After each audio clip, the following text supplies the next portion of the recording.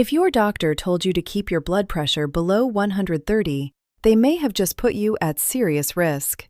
New research shows something completely different. After age 70, pushing your numbers too low can trigger strokes, heart attacks, and sudden falls. But here is what nobody is telling you. There is a hidden danger zone on your blood pressure chart. It is called the J-curve, and most doctors are not even looking for it. Stick with me because what I am about to share could change every conversation you have with your doctor starting this week. I am not going to tell you the full answer yet. I know that might be frustrating. But if I give it to you now, you will miss the biology that makes it real. And without the biology, you will not know what to actually do about it. So here is what we are covering together today. First, you are going to understand exactly what the J-curve is, where it comes from, and why the guidelines you are following right now were never designed for your age group.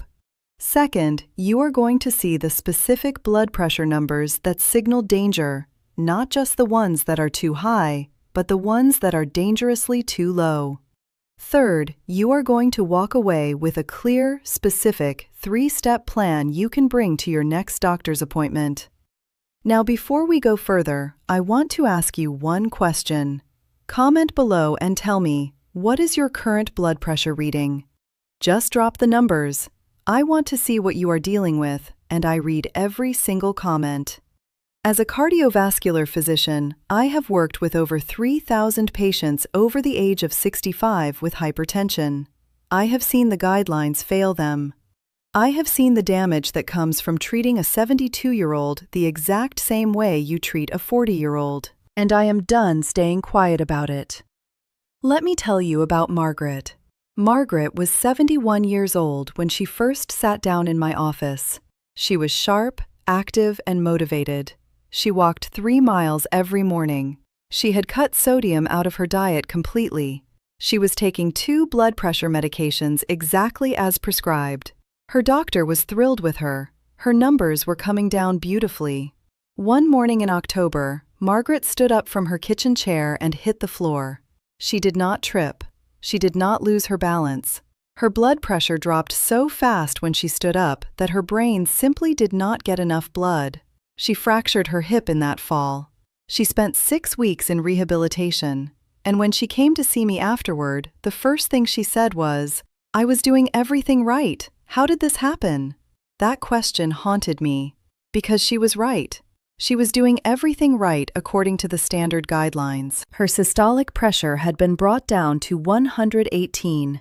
Her doctor was proud of that number. But Margaret was 71, and at 71, a systolic of 118 is not a victory. For her arteries, for her kidneys, for her brain, that number was a crisis happening in slow motion. The emotional cost of what happened to Margaret went far beyond the hip. She stopped taking her morning walks. She was afraid. She told me she felt like her own body had become the enemy.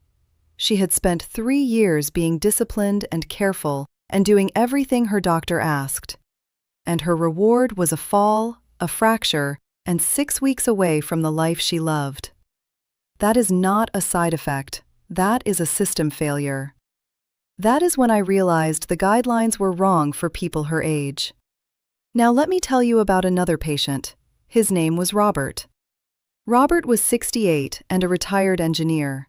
He came to me with a blood pressure reading of 158/92. His previous doctor had started him on an ACE inhibitor and a calcium channel blocker simultaneously. Within 4 months, his systolic was down to 112. His doctor called it a great response to treatment. Robert called it something else. He told me he felt foggy. He told me his thinking was slow. He told me he was forgetting words in the middle of sentences. His wife thought he was developing dementia. He thought he was developing dementia. Here is what was actually happening to Robert.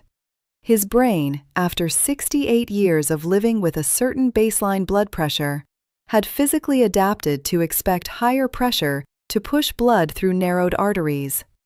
When his pressure dropped to 112, his brain was being starved.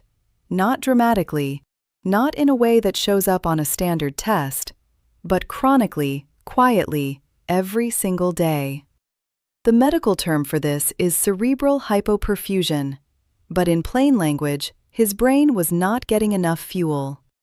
We adjusted Robert's medications. We brought his systolic up to 138 and held it there. Within 6 weeks, his wife called me. She said, "I have my husband back." And then there was Dorothy.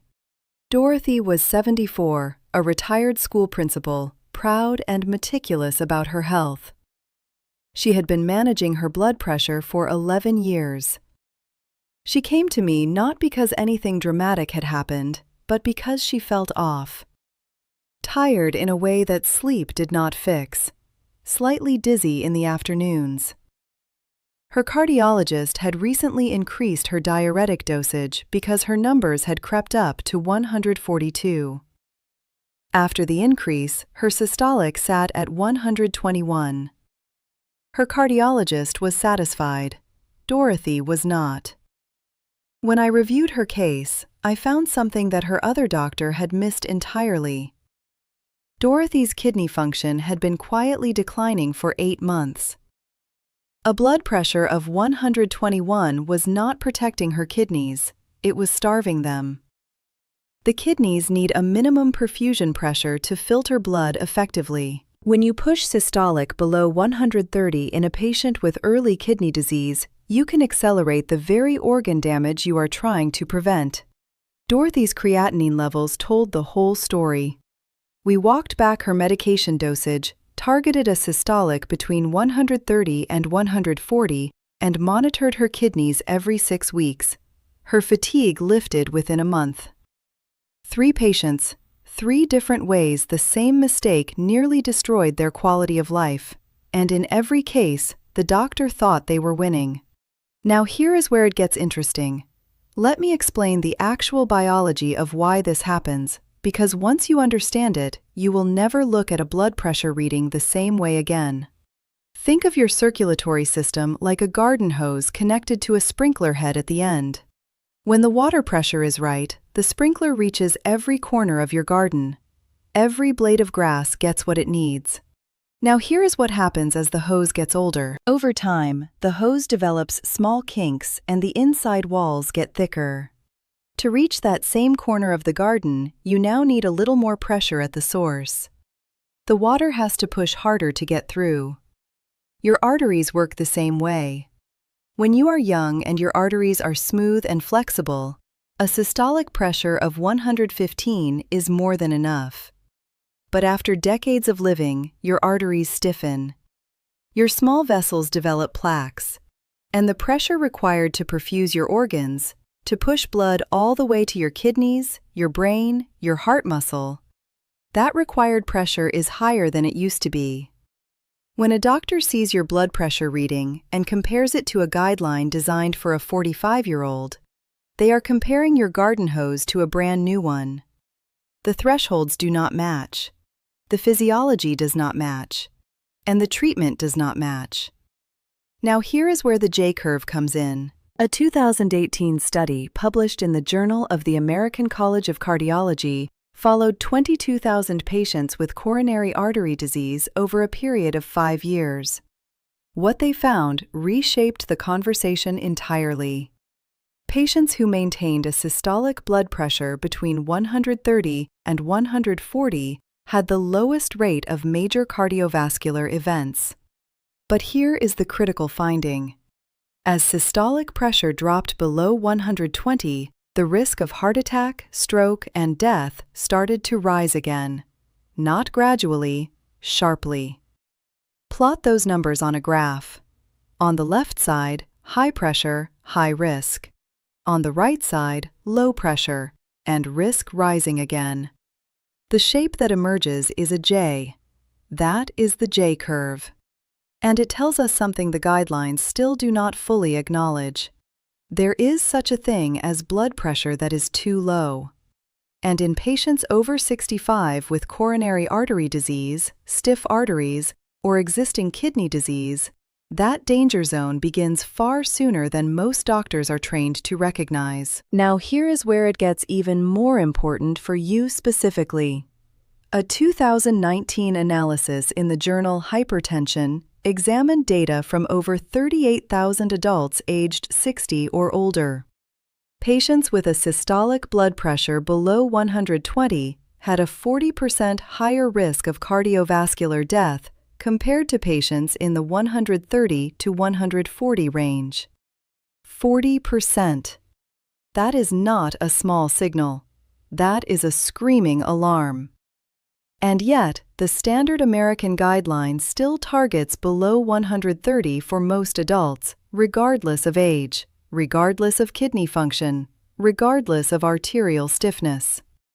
Let me explain the mechanism in even more detail, because understanding this will help you have a smarter conversation with your doctor. Think of your coronary arteries, the arteries that feed your heart muscle itself, like a second circulatory system sitting on top of your heart.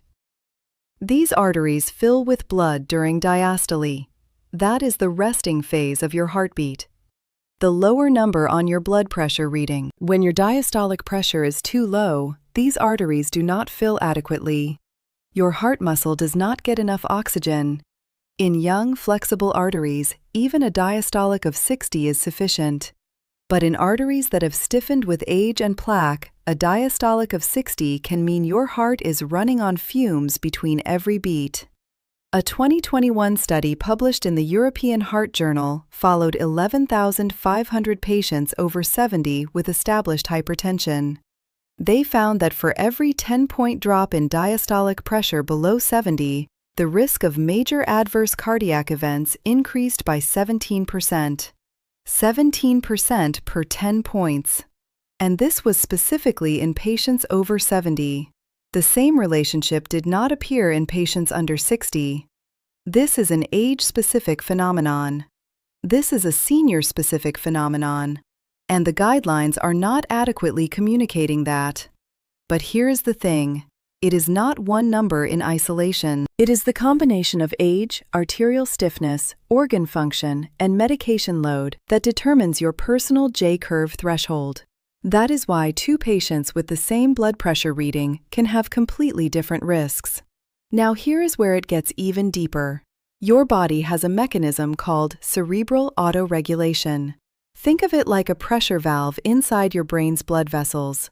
When pressure drops too low, this valve is supposed to open wider, allowing more blood to flow. In a young brain with healthy vessels, autoregulation works beautifully. It compensates for pressure changes quickly and efficiently. But after age 65, the range over which autoregulation functions begins to narrow. A 2020 paper in Stroke, Journal of the American Heart Association, found that older adults with a history of hypertension had significantly impaired cerebral autoregulation compared to age-matched adults without hypertension. What this means in practical terms is that if you have been hypertensive for years and your doctor aggressively lowers your pressure, your brain cannot compensate as effectively. You lose that built-in safety net.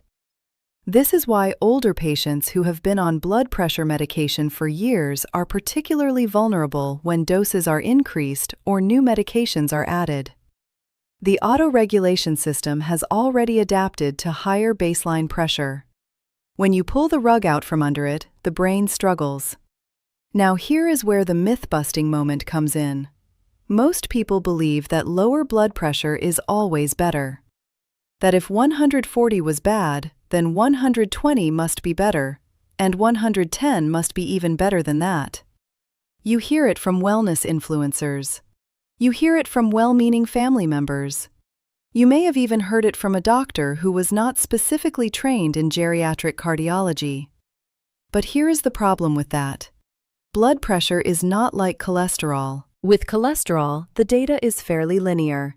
Lower LDL, lower risk. With blood pressure, especially in older adults, the relationship is curved. There is an optimal range. Go too high and you damage vessels, increase stroke risk, strain the heart. Go too low and you starve the organs, impair autoregulation, cause falls, and in patients with coronary artery disease, you literally underperfuse the heart muscle during diastole.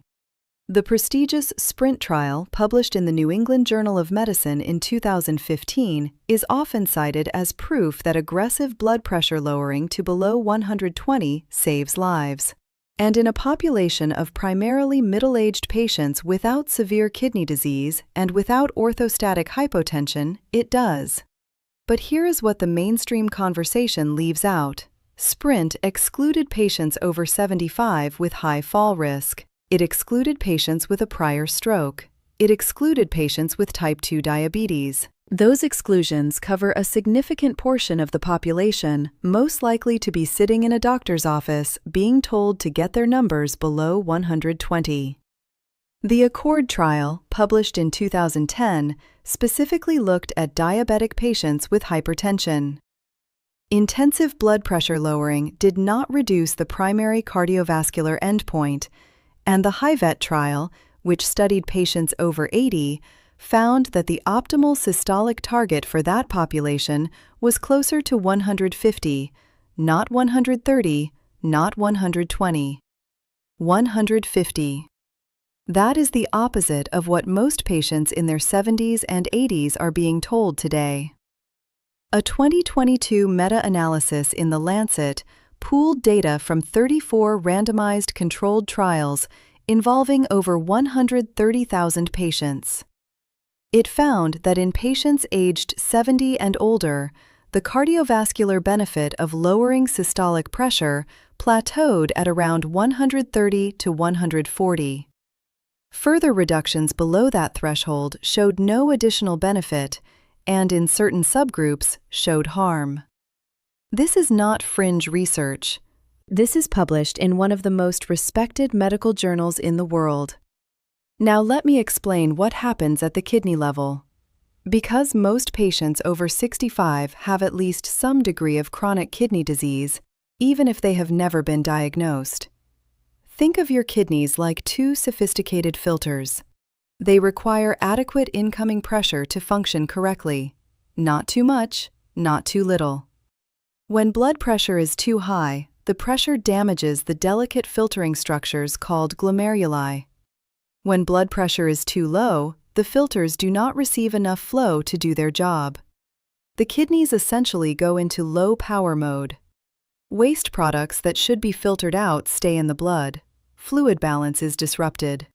And the kidneys themselves begin a slow, quiet decline. A 2017 study in the Clinical Journal of the American Society of Nephrology found that in patients over 65 with stage 3 chronic kidney disease, intensive blood pressure lowering below 130 systolic was associated with a significant acceleration of kidney function decline over a 3-year period. Patients in the standard treatment group, targeting 130 to 140, had better preserved kidney function at the end of the study. Let me be very clear. This does not mean high blood pressure is safe for your kidneys. Sustained hypertension above 150 is genuinely damaging. The message is that there is an optimal window, and in an older patient with existing kidney involvement, that window sits higher than the textbooks written for younger populations suggest.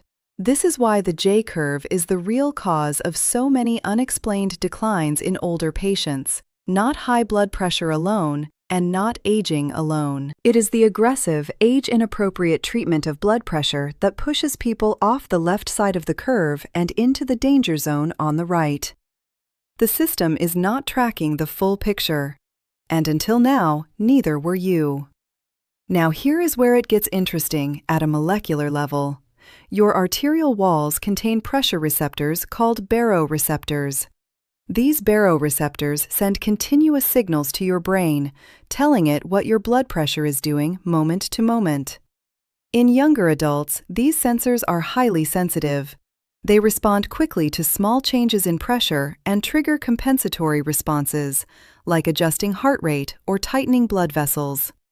In adults over 65, baroreceptor sensitivity declines. The response time slows. The magnitude of compensation decreases.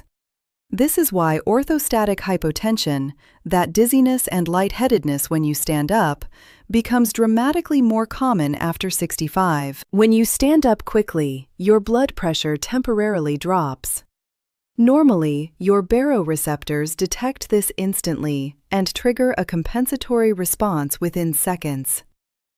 But if those sensors are less responsive, and you are also on a medication that is aggressively holding your pressure down, the response may come too slowly. You get dizzy. You fall. Margaret fell. A 2016 study in the Journal of the American Geriatric Society examined 2,800 adults over 65 and found that those taking 2 or more antihypertensive medications had a 40% higher risk of serious fall events compared to those taking 1 or no antihypertensive medications. 40%. And that risk was amplified in patients with a systolic blood pressure below 125. This is a measurable, documented, preventable harm, and it is happening to people who think they are doing everything right. This is why orthostatic hypotension combined with aggressive blood pressure treatment is the real mechanism, not weakness, not clumsiness, not just getting older. The J-curve, baroreceptor decline, and polypharmacy collide, and the patient pays the price. So here is exactly what I want you to do. The first step is to request a standing blood pressure test at your next appointment. This is also called an orthostatic blood pressure assessment. Ask your doctor to measure your blood pressure while you are lying down, then again after you have been standing for 1 minute, and again after 3 minutes. A drop of more than 20 points in systolic pressure on standing is called orthostatic hypotension.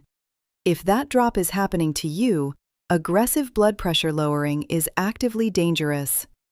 You need to know this number before any medication decision is made. Ask specifically for this test. Write it down. Bring it to the appointment on paper. Do not leave without getting this measurement. The second step is to ask your doctor for your age-specific blood pressure target range, not just a single number. Ask this exact question. Given my age and my other health conditions, what is the evidence-based safe lower limit for my systolic blood pressure? If your doctor cannot answer that question specifically, or if they give you a target below 120 without acknowledging the J-curve evidence, you deserve a second opinion from a geriatric cardiologist. Specifically ask about the HYVET trial, the ACCORD trial, and the 2022 Lancet meta-analysis. You do not need to cite them perfectly. You need to ask the question. A good doctor will engage with the nuance. A doctor following a checklist will not.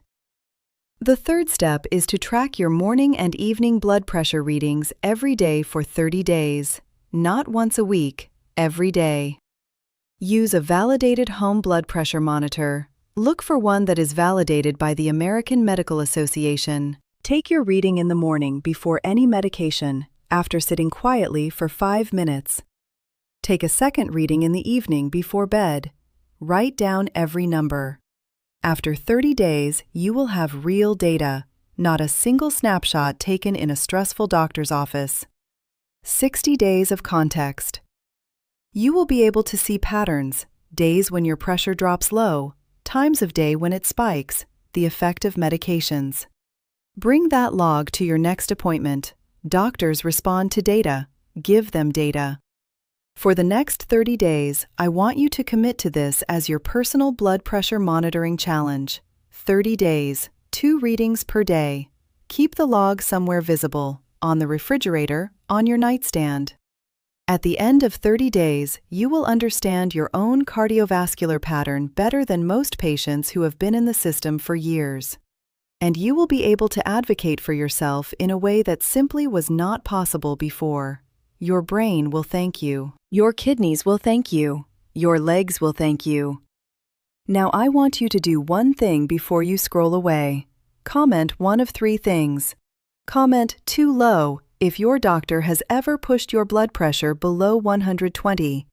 Comment confused if you are not sure what your target range should be right now. Comment watching if you are here for a family member whose blood pressure is being aggressively managed. I read every single comment, and the patterns I see in these comments directly shape the next videos I make for you. Here is why you should subscribe to this channel. Mainstream medicine moves slowly. Guidelines take years to catch up to the research. The conversations that need to be happening in every doctor's office right now about the J-curve, about age-specific targets, about baroreceptor decline and orthostatic risk, most patients are never having those conversations. Not because their doctors are bad people, but because the system is not built to have them. This channel exists to close that gap. Every week, I bring you the research before it filters down into the standard of care. If you want to be ahead of your own health curve, subscribe and turn on notifications. You will not regret it. And before you go, I need to leave you with one question I did not answer today.